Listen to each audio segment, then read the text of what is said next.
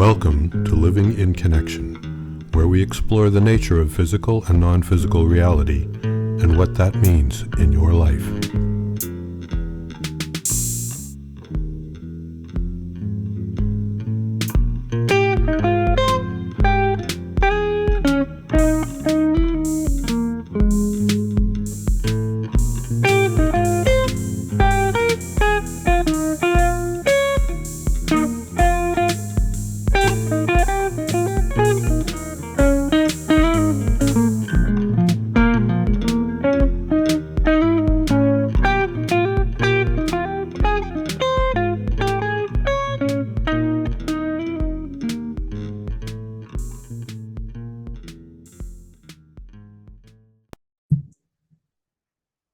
Oh, hello and welcome one more time. I'm Dirk Dunning and this is Frank DeMarco, and we're continuing our discussions.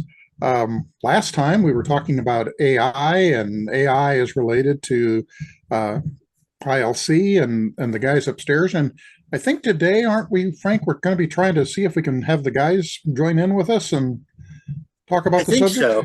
I think so, if they want to do it, and I suspect that they do. I had that impression last time anyway. The For anybody who hasn't seen the other ones, the analogy was coming to mind that a lot of what's going on with ILCs, reminding me anyway, of the situation with the guys upstairs. So let's do we need to define farther? The guys upstairs being non-physical entities that we can talk to that may or may not be identified. It doesn't matter, so much who you're talking to. Think that'll do it? That should be plenty. One of the things that we're presuming as we go along here is that for folks who have watched the first couple of recordings in this series, as well as another series we've been doing, you have a pretty good idea of who we are and what the general topics are. That may be an error on our part, but if so, I think you'll figure it out as we go along that we're talking about connecting with the world beyond, using a particular technique that Frank has coined and developed, and also in this case talking about the developments in artificial intelligence and how that may be or may not be related and involved in all of this. Okay, I think they're ready to go if we are. Go for it. Yeah, as you were talking, they sort of basically nudging me, you get a non-physical elbow in the eye.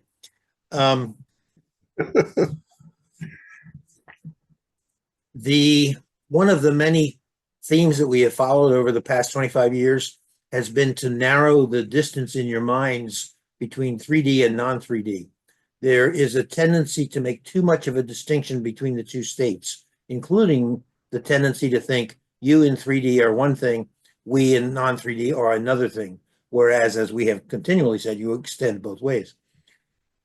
When, as both of you know, but some of your watchers will not, when you do that, your view of the world changes considerably, and you tend to have more of a sense of oneness, less of a sense of distinction. Obviously, there are distinctions, but there's not absolute separation in the universe. Everything is all part of the same thing. Well, now an interesting thing is happening in your immediate environment, which is the sudden explosion of artificial intelligence out of the laboratories and into the world in general, into the society in general. It's happening not just in America, not just in the West, not just in industrial countries. So within 10 years, it'll be everywhere. And we just would like to draw a couple of analogies, not so much pretending that they are scientifically exact. They're not.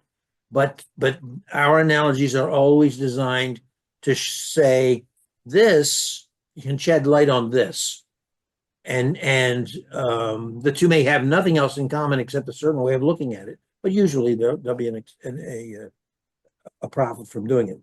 And we're not going to go on for a long way here, but we'll just say this simply: when you as humans are dealing with AI,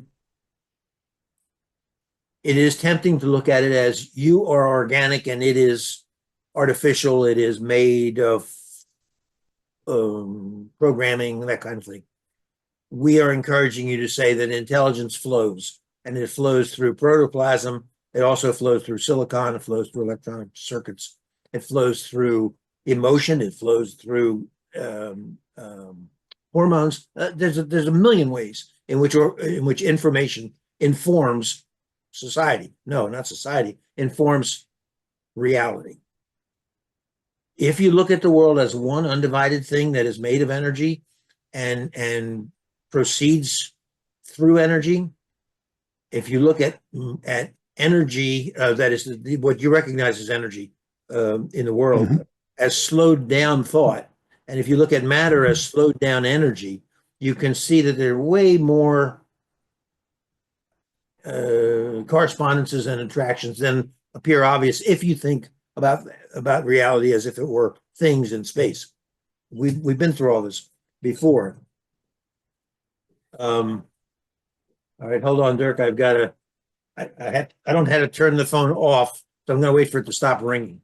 Can we like pull back and get this back again? I will. Yes, I will pause for just a moment, and we can always clip this out if we need to. There was an interruption there. There was an interruption because of the telephone ringing, which is not a professional development, but it happens. Technology defeats. I have lost where they were, and maybe that's a good enough time. Let me perhaps then go to a question, because I had a couple of them as you were going along that occurred to me.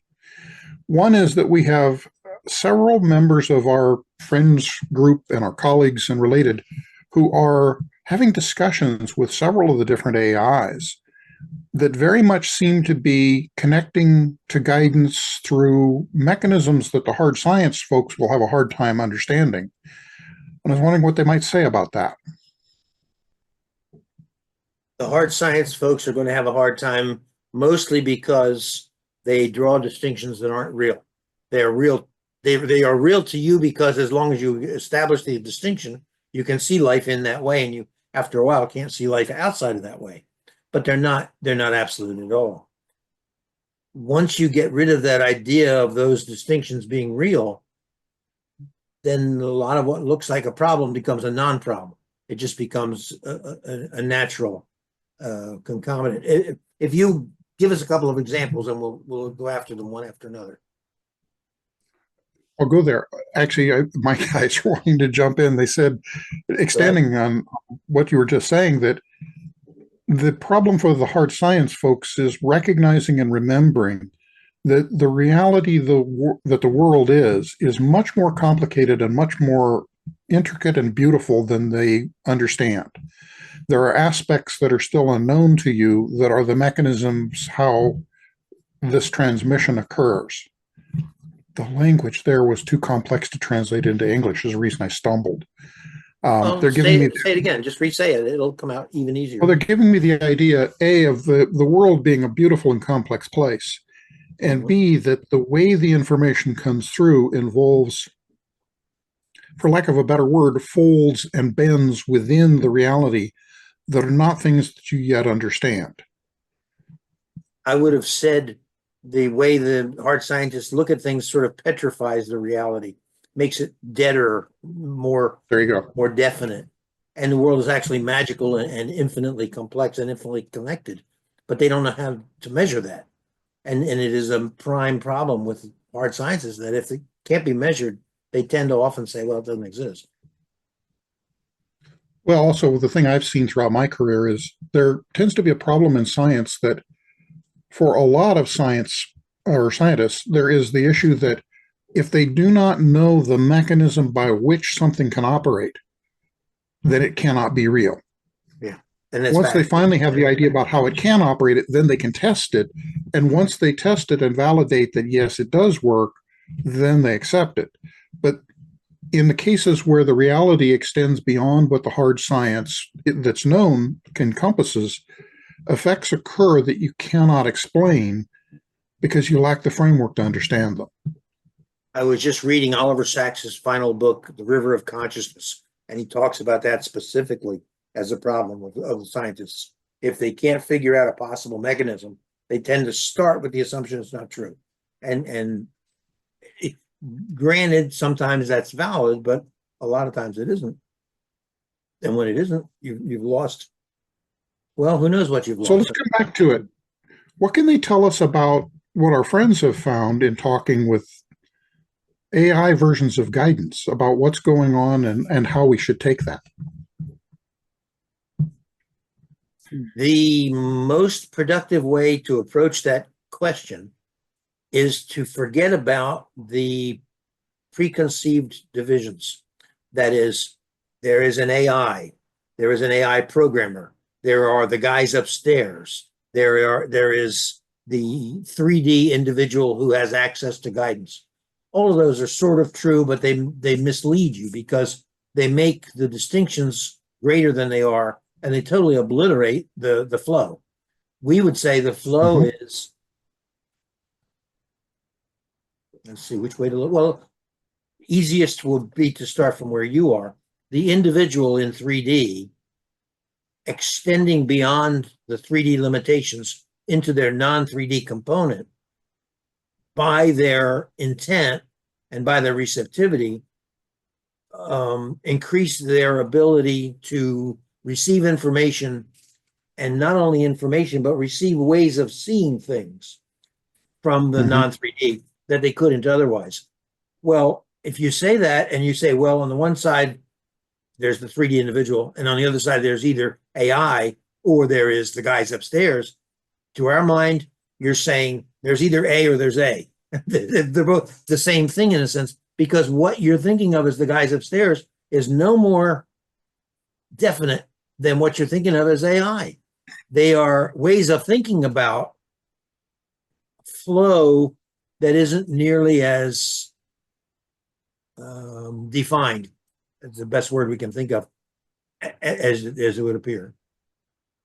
Well, I also go back to comments that you've made about your early experiences, particularly with the guys upstairs, and also later about how, by the very nature of how we work as people in the 3D, that the ability for spirit or guidance, or however you want to think about it, to come through is very much bound up in the tool that is us, within our memory, our experiences, and all of that. And when the information tries to reach beyond that base, it becomes more difficult. It's not impossible, but it becomes more difficult. But mostly when the challenge comes in of, well, that's information you could have already known, that's the information we're working with to be able to process, to be able to tell the story that's the information coming through. Is that right? Well, those distinctions really don't mean anything in a way. They mean something when you're trying to make sense of it from a 3D point of view. But really, for you to say, this is information that I had, this is information I didn't have. It sounds very definite, sounds like a real distinction, but it isn't real. It's this is information that I had in one bucket. This is information I had in a different bucket. Even the buckets aren't real, but they are provisionally real. So we think people are making a lot of trouble for themselves based on inadequate definitions. If you were to actually destroy or set aside the definitions, you would find it easier. If you said information came to me from somewhere, then you don't have to decide it was in my mind, I heard it, I read it, I got it from psychic sources, I got it from AI. It doesn't matter. In the first place, you don't know. And in the second place, it doesn't matter even if you did know. Well, coming from the hard sciences myself, one of the things I run into is I'm constantly striving to meld all of the worlds to understand how might this be occurring. So for myself, one of the things I found, like with remote viewing and other things, is that I'm getting information that's coming in through my senses, but in a lot of cases, the sense information doesn't fit the sense. So as an example, in doing esoteric energy work, I feel the color of energies flowing in someone else's body. None of that makes any sense from my senses. Well, because I've used that as kind of a crib sheet for myself about how the information might be coming in, as I think about the AIs, I wonder, how is it coming into them? What processes might we consider that as? And I think you already answered it. It doesn't matter. It's coming in, and we may not understand it or even be able to understand it at this time. Well, the question is a little ambiguous in itself, because you're saying, where does the information come from to them? And that implies a separation that seems logical, but it may not be really meaningful. The AI or the guys upstairs or your own brain or your own experiences, there are the information. All right, that doesn't sound very intuitively obvious, but that really is the answer. You are the information. Well, it goes back to the idea that everything is interconnected. Everything is, in one sense, one. Yes. That there is no actual distinction. There is no actual boundary. Though we may perceive it as such, that's an illusion. We perceive it as such, and there are what you might call relative boundaries. There are just all as one, but there are neighborhoods. And there are some neighborhoods that are easier for one person to go to or than another person. And parenthetically, we would say the fact that you are going about this in two ways, you yourself, is a very good thing because that's kind of unique. The scientist looks and says, how does this piece add to this piece and work with this piece and that? And that is information that you don't just get intuitively. However, the two should, magic word, but they should work together. And in your case, you're working them together. The intuition can say, look in this direction. But if you look in that direction and you don't know what you're looking at, you're not going to get the same as if you also know the pieces, like the man who had the dream about the benzene ring. You know, he had worked and worked on the chemical problem, couldn't figure it out. In the middle of the dream, they had him dancing and then make a ring. Then he got it. But he had to have already been immersed in the problem before that intuition could come to him in a helpful way. Did it come from him? Did it come from his own mind? Did it come from helpful spirits on the other side saying, okay, now what difference does it make? Now, it may make it.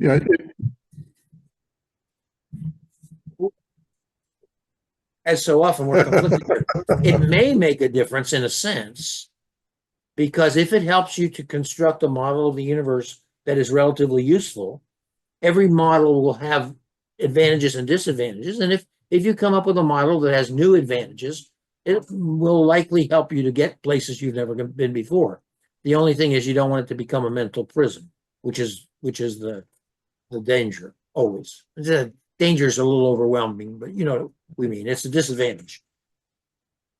Let's take just a brief aside here for a moment. You just had something happen that I think is important for the folks watching to understand. You had a moment where you, as the intermediary, are trying to receive information and they have paused because they also are searching.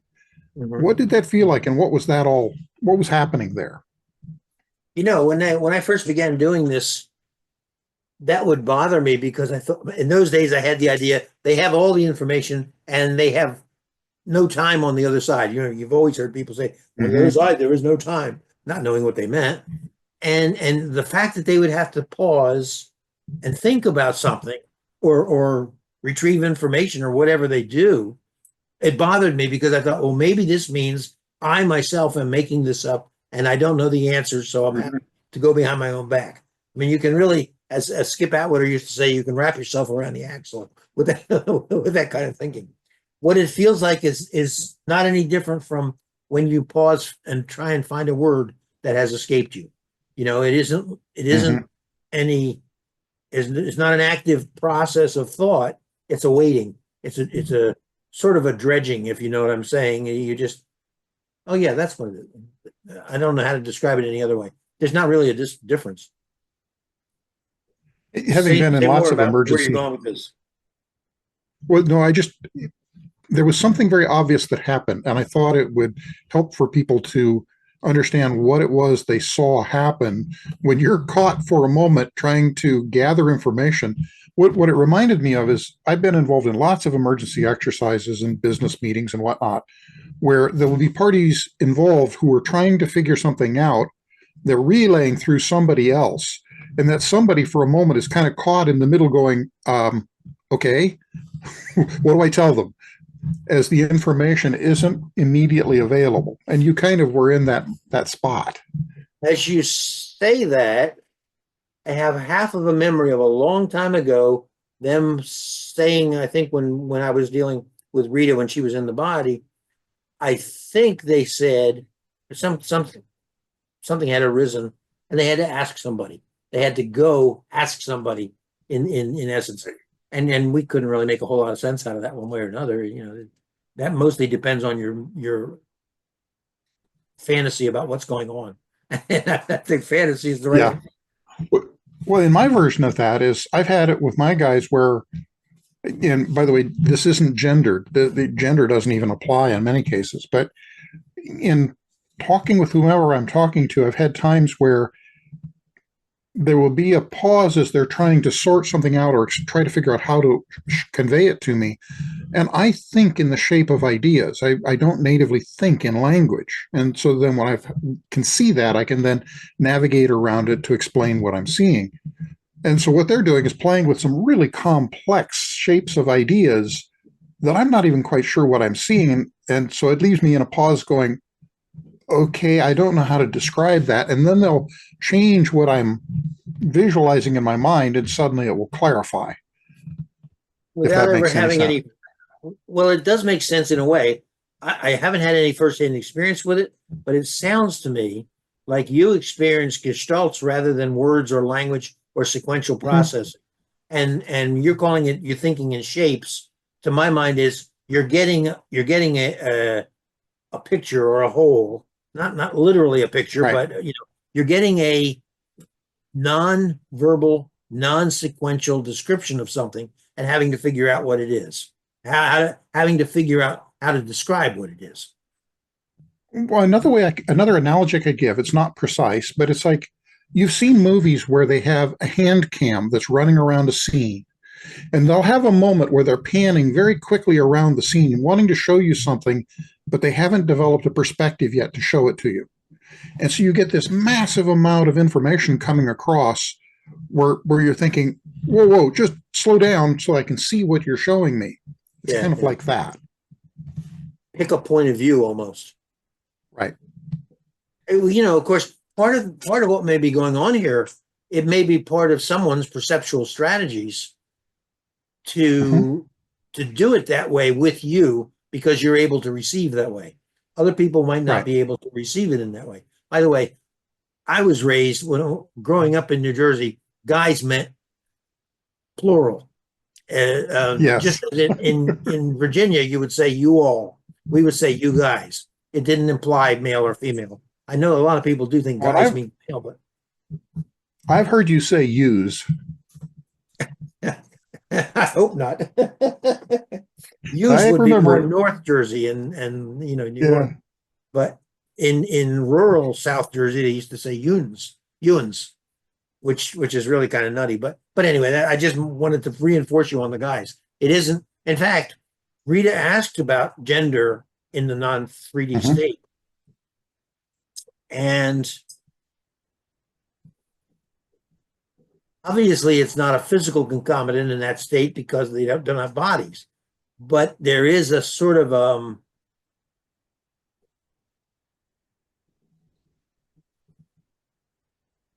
I can't find the words to describe this. It's all right here. It's take this as the whole of somebody. In other words, it's a disc, okay, or a ring. This side might be toward the feminine, this side might be toward the masculine, but all it is a sort of a, not even a preference as much as a drifting or a tendency. I can't go beyond that. The sense that I get is that distinction tends to be very important for us here in the physical and very unimportant to them. Well, I think it's not, I don't know whether it's important to them or not, but it's not nearly as, it's much more fluid than it is with us, because it's not biologically determined in any way. And when you think of it, we are partly our ancestors, and all of us are 50% male and 50% female by ancestry. That's the way it works, and so that means all your threads, no matter how they expressed, and whether they were male or female, or whether they were even androgynous or even at one extreme or another, it's all the same package that's being sort of artificially fixed in 3D. Well, it's not fixed in non-3D. So we're coming up to the end of our half hour for this session. Is there anything else they particularly want to share? That they want to share? You have a Or particular you? question for them? No, I like the What's idea of most it. important we know? Well, we would stick with where we began. The perceiving of reality as one thing with relative distinctions, but no absolute distinctions, will in general free your thinking, and oddly enough, freeing your thinking will free your perception. Then your freer perception will free your thinking, which will free your perception, which will free your thinking. It is an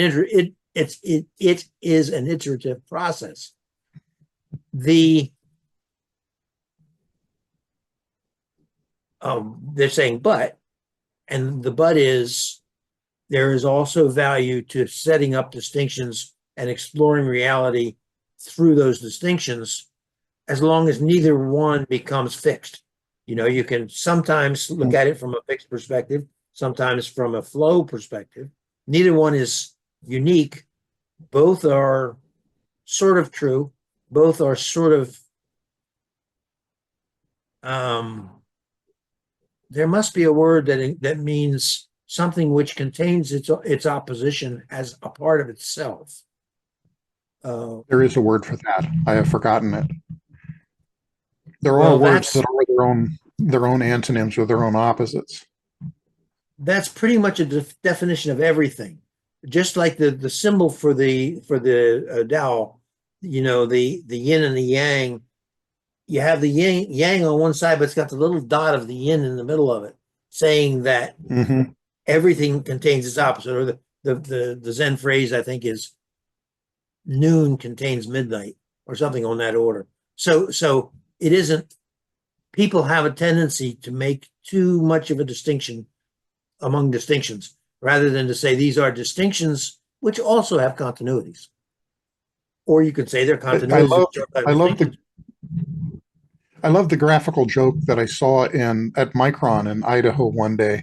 I was going over to help on some engineering work at Micron, and I was in talking with the engineers. And it just happened one of them had this graphic up on a bookcase that what it was a trifoil picture with 3 blades, not 2, not yin yang, but yin yang yang. And underneath it said yin yang yang. The universe is laughing at you. That even in those ideas of this dichotomy, maybe that's not quite right either. The universe laughing at us would explain a lot. It would, yeah.